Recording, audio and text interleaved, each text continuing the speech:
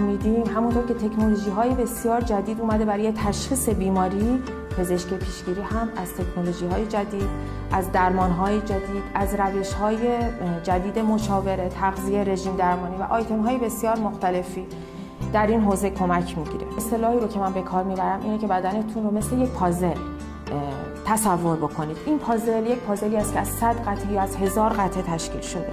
تک تک قطعات رو اگر شما به درستی در کنار هم دیگه قرار بدین، میتونید به هدف نهایی که افزایش کیفیت زندگی و سلامتی شماست برسید. هیچ وقت تو زندگیتون قانون همه یا هیچ نباشین. ما حتی با رعایت کوچکترین اصول، با کم کردن کوچکترین ریسک فاکتور توی زندگیمون میتونیم به افزایش کیفیت زندگیمون کمک کنیم.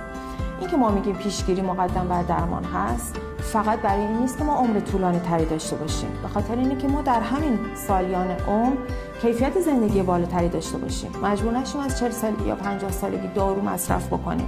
مجبور نباشیم از 50 سالگی مرتب به صورت دوره‌ای در بیمارستان بستری بشیم.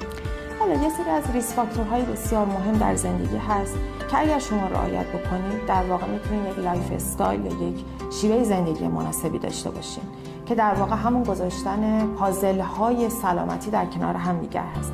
چند تا از این ریسک فاکتورهای بسیار مهم که در جامعه مدرن امروز متاسفانه رعایت نمیشه، یک تغذیه سالم هست، فعالیت بدنی مناسب هست که نداشتنش منجر میشه به اضافه وزن و چاقی که واقعا پایه همه بیماری هاست و مصرف سیگار و الکل.